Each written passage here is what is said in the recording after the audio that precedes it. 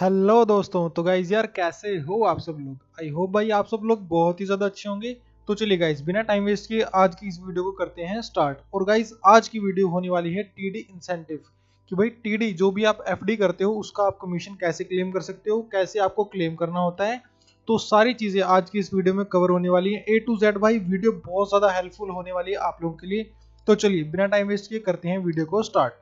तो गाइज सबसे पहले तो मैं आप लोगों को बता दूं कि जिस भी महीने की आपने एफडी करी है उसका जो कमीशन होता है वो आप अगले महीने की पहली तारीख को ही क्लेम कर सकते हो। एज ए एग्जांपल अगर मैंने किसी महीने मान लेते हैं जनवरी के महीने में मैंने करी है 10 टीडी, एक टीडी मैंने की है 10 को, 11 को, 12, 13, 14, 15, 16, 17, 18, 19, तो उसका जो कमीशन है मुझे फरवरी के मंथ में मिलेगा। और गाइज वो जो खाते हैं आपने बीओ में से खोल के भेज दिए हैं वो एसओ में भी उसी महीने में खुले हुए होने चाहिए, तभी वो जो है अकाउंट आपके वैलिड होंगे। मान लेते हैं आपने एसओ में जनवरी की 31 को आपने एसओ में अपने बीओ में खाता खोल दिया है और उसको आपने 31 तारीख को ही अपने एसओ में भेज दिया है, लेकिन अगले दिन एसओ में वो खाता खुलता है तो वो वैलिड नहीं होगा। वो फरवरी में खाता खुला होगा तो आप उसका जो कमीशन है आप मार्च में क्लेम कर सकते हो। ठीक है, तो ये सिस्टम ये जो है पॉइंट आपको समझना पड़ेगा। और जो जैसे कि जो जब खाता एसओ में खुलता है ना तभी जो है उस कॉपी में उस खाते की डेट आती है। ये बात आप नोटिस करना कि भाई जो बीओ की डेट है ना वो नहीं आती उस कॉपी पे। जब भी खाता जो है एसओ में खुलता है वो ही डेट आएगी उसकी। तो चलिए अपने प्रोसेस की तरफ चल लेते हैं, यहाँ पे अपना टीडी कमीशन कैसे क्लेम करें। तो गाइस यार एक छोटी सी बात मैं आपको स्टार्ट करने से पहले बताना चाहूंगा कि ना यार खातों का मेरे पास बहुत ज़्यादा टारगेट आया हुआ था। तो मेरे पास जो है एफडी आई, तो मैंने क्या किया एज एग्जाम्पल समझाता हूँ। मैं मान लो 50,000 की एफडी आई है तो मैंने उनको 10-10 हज़ार में कन्वर्ट कर दिया। ठीक है, तो ऐसे ही मेरे पास बहुत सारे अकाउंट्स हो गए। और भाई मैंने इंटरनेट पे बहुत ज़्यादा सर्च किया कि भाई कहाँ मुझे जो है मेरे लगभग 36 अकाउंट्स हो गए थे। ठीक है, तो मैंने बहुत सर्च किया कि भाई कहीं मुझे जो है 36 अकाउंट्स तक का जो है मुझे टेबल मिल जाए और मैं उसको अपना जिससे मैं अपना एफडी का फॉर्मेट एफडी का कमीशन बना सकूं। ठीक है, तो मुझे कहीं नहीं मिला तो भाई मैंने जो है सारी चीज़ें कॉपी करके यहाँ से मैंने खुद ने ये टेबल बना लिया है जिसमें 36 जो है आप अकाउंट नंबर डाल सकते हो एफडी के कमीशन के लिए। और गाइज ऐसी कोई लिमिट नहीं होती कि भाई आपने जो है 36 की है या फिर 50 की है। एज अ मैक्सिमम आज तक मैंने 36 अकाउंट खोले थे, तो मैं एक एफडी के एक महीने में तो मैंने सबसे ज़्यादा यहाँ पे 36 अकाउंट का ही बना लिया है। ठीक है, और गाइज इस जो है फॉर्मेट को आप बहुत ही आसानी से डाउनलोड कर सकते हो। इसको मैं डिस्क्रिप्शन बॉक्स में और कमेंट बॉक्स में डाल दूंगा, आराम से वहां से आप इसकी पीडीएफ डाउनलोड कर सकते हो। सबसे पहले तो आपको इसी पेज की जरूरत पड़ेगी एफडी का कमीशन बनाने के लिए। ठीक है, तो भाई ये आप जो है खुद से भी बना सकते हो पेन से भी। और गाइज और आप इसको डाउनलोड भी कर सकते हो, मतलब प्रिंट भी करवा सकते हो। मैं तो कहता हूँ आप प्रिंट कर लेना, बहुत ईजी हो जाएगा। 2-3 कॉपी आप इसकी निकलवा लेना। ठीक है, ठीक है भाई आपने मैं मानता हूँ आपने प्रिंट आउट कर लिया। और अब चलते हैं अपने एफडी के कमीशन पे। ठीक है, तो सबसे पहले भाई एक अकाउंट नंबर जैसे एज एग्जांपल हम कुछ भी मान लेते हैं।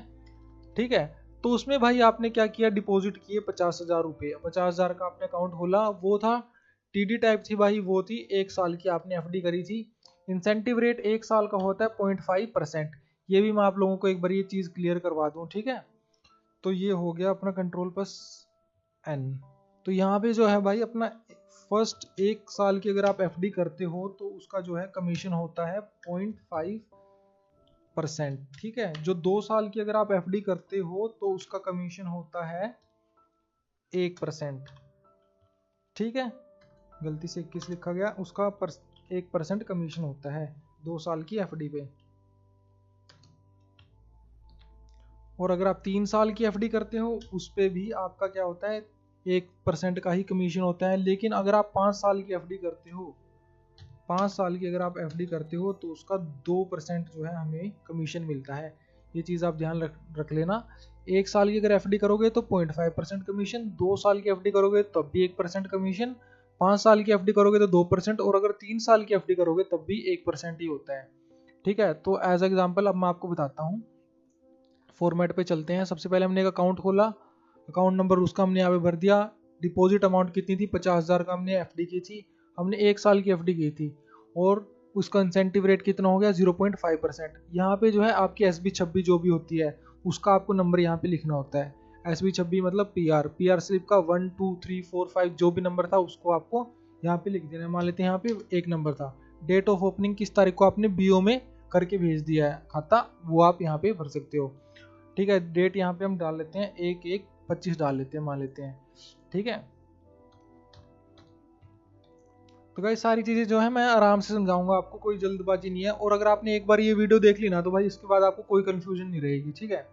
तो भाई अब हम देखते हैं 50,000 का जो है 1% कितना होता है। 50,000 का 1% होता है 500 रुपये, ठीक है। और 500 का आधा कितना हो गया, एक का आधा होता है 0.5, 500 का आधा कितना हो गया 250, तो यहाँ पे कितना आ गया 250 रुपये, ठीक है। तो अपना इसका जो है अकाउंट का अपना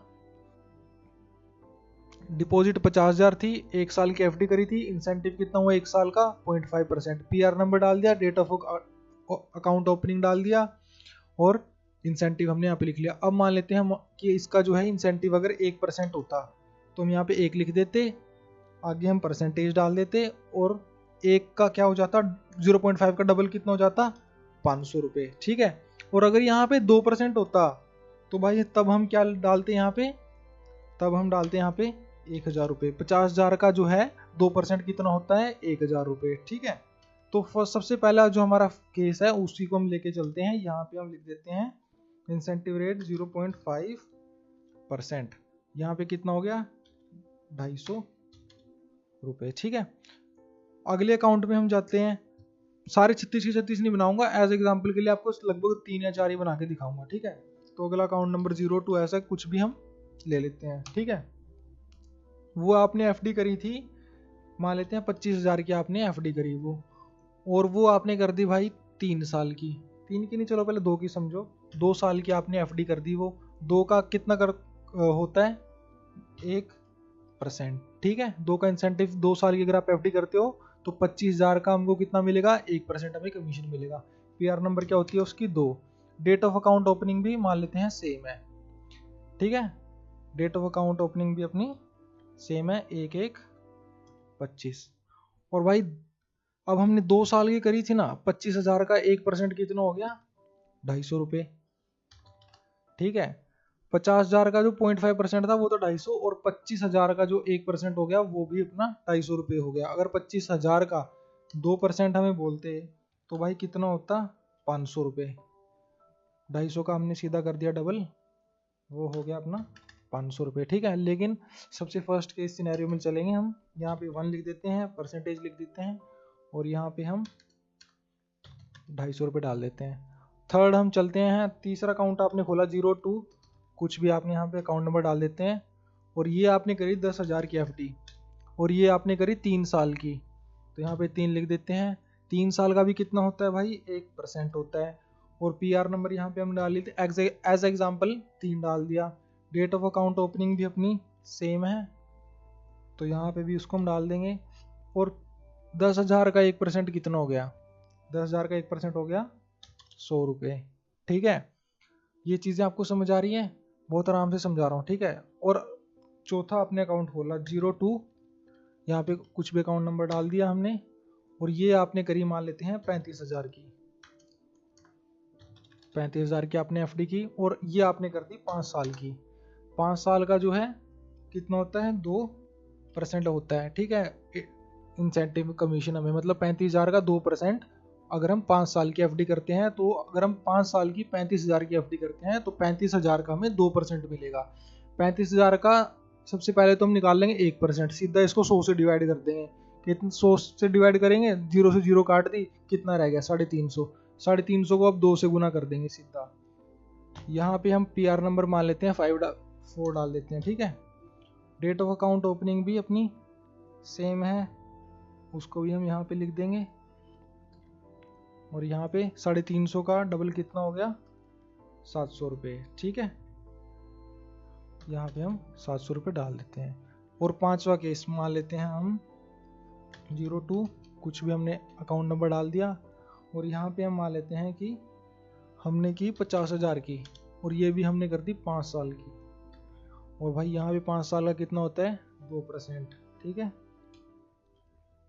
50,000 का कितना हो गया, पीआर नंबर डाल देते हैं 5, ये भी हम यहाँ पे सेम डाल देंगे। 50,000 का 1% पहले तो कितना निकाल लेंगे, कितना होता है, सीधा 100 से डिवाइड कर देंगे, 0 से जो 2 जीरो कट गई, अपना रह गया 500 को सीधा कर देंगे 2 से, कितना आ गया 1,000 रुपये, ठीक है। तो टोटल जो है हमने कितनी एफडी करी, मान लेते हैं 1 महीने में 5 तारीख को। अब मान लेते हैं कि भाई हमने ना 31 तारीख को बीओ में खाता खुला था, हमने तो बीओ में खोल दिया, लेकिन करके हमने डॉक्यूमेंट लगा के भेज दिया, लेकिन वो खुला एसओ में अगले दिन। तो उससे मतलब ये मान लेते हैं कि हम जनवरी का बना रहे हैं, ठीक है, जनवरी का हम बना रहे हैं टीडी कमीशन अपना, ठीक है, टीडी कमीशन बिल बना रहे हैं जनवरी का। तो वो 31 को तो हमने भेजा, लेकिन वो 1 फरवरी को खुला। तो भाई क्या होएगा, उस कॉपी पे भी 1 फरवरी की ही तारीख आएगी, वो 1 फरवरी को ही खाता खुला है वो ही माना जाएगा वो, और आप उसको इसमें नहीं ले सकते टीडी इंसेंटिव बिल में, ठीक है। ये बात आप थोड़ी सी ध्यान रखना। तो भाई अब यहाँ पे हम चले जाते हैं, कुछ नहीं करना, बस सिंपली आपको ये सारी चीजें लिख देनी है। मान लेते हैं कि जितने भी अपने अकाउंट खोले 7, 8, 9, 10, 11, 12, 13, 15, 16, 20, तो आप उनको यहाँ पे डाल दो। यहाँ पे उसकी deposit amount, TD type, incentive rate, PR number, date of account opening, incentive, ठीक है। यहाँ पे हम टोटल कर देंगे, टोटल हम यहाँ पे लिखेंगे डिपॉजिट कितना हुआ है। टोटल डिपॉजिट अपना कितना हुआ, 50 प्लस 50 कितना हो गया, लाख रुपये। 35 और 10 1 45, 1 45 और 25 कितना हो गया अपना 170, ठीक है। 45 प्लस 25 अपना हो गया 170। यहाँ पे हम डाल देंगे कितना, 1,70,000 यहाँ पे हम लिख देंगे, ठीक है। और यहाँ पे हम इंसेंटिव अपना कितना हो गया, इंसेंटिव कैलकुलेट कर लेते हैं अभी हम। इंसेंटिव 250 प्लस 250 500, 500 प्लस 100 600, 600 और 700 कितना हो गया 1300, 1300 और 1000 2300 रुपये यहाँ पे हमारा अपना टीडी का कमीशन हो गया भाई, ठीक है, 2300 रुपये। टोटल डिपॉजिट अमाउंट कितनी लिखनी है, 1,70,000 यहाँ पे आपको लिख देनी है। वेरीफाइड टोटल डिपॉजिट कितनी लिखनी है, 1,70,000 लिख देनी है। वेरीफाइड टोटल इंसेंटिव 2300 यहाँ पे लिख देना आपको इन वर्ड्स में, और receive the incentive amount verified above यहाँ पे भी 2300 लिख देना है। यहाँ पे सिग्नेचर ऑफ बीपीएम के ऊपर भाई यहाँ पे आप अपने साइन कर देना, सिग्नेचर ऑफ बीपीएम यहाँ पे भी साइन कर देना, और साथ में मोहर लगा देना। और साथ में आपको एक डिपॉजिट स्लिप लगा देनी है इसी जो है फॉर्मेट, इसी जो है पेज के साथ। आपको जो है ये ध्यान रखना कि 2 इसकी जो है कॉपी आपको बना लेनी है। कई बार ना ऐसे में 2 कॉपी मांगनी है, 1 कॉपी वो एक्स्ट्रा मांग लेते हैं, ठीक है। ऐसे ही 2 कॉपी आपको बना लेनी है, और साथ में इसके डिपॉजिट स्लिप लगा देनी है। डिपॉजिट स्लिप पे अपना एसबी का अकाउंट नंबर लिख देना है, तारीख लिख देनी है जिस तारीख को आपने भेजा है, और भाई आप उस पर ये एसबी के डिपॉजिट स्लिप पे अपना 2300 अमाउंट डाल सकते हो। यहाँ पे आप डिपॉजिट में भर देना, अपना नाम लिख देना, सिग्नेचर कर देना। ये आपको जो है चीज़ें अपने एसओ में सबमिट करा सकते हो, किसी भी पीए को या एसपीएम को आप दे सकते हो, और भाई इजीली जो है आपका टीडी का कमीशन का बिल जो है आराम से पास हो जाएगा। और भाई ये तो मतलब कहने की बात है कि एसपीएम सर बहुत दिन लगा देते हैं, लेकिन अगर जब वो करने में आते हैं ना भाई, तो इसको 10 मिनट भी नहीं लगते क्लियर करने में। ऐसा कुछ मुझे सुनने में आया और मुझे पता चला है, ये चीज़ मैं आपको बता देता हूँ कि भाई ज़्यादा से ज़्यादा मतलब 10-15 मिनट लगती है इसको मैक्स क्लियर करने में, अगर वो करने पे आए तो। वैसे तो चाहे भाई पड़ा रहे तो 10 दिन पड़ा रहेगा, लेकिन जब वो करने पे आए तो इसको पूरी 10 से 15 मिनट में क्लियर कर सकते हैं।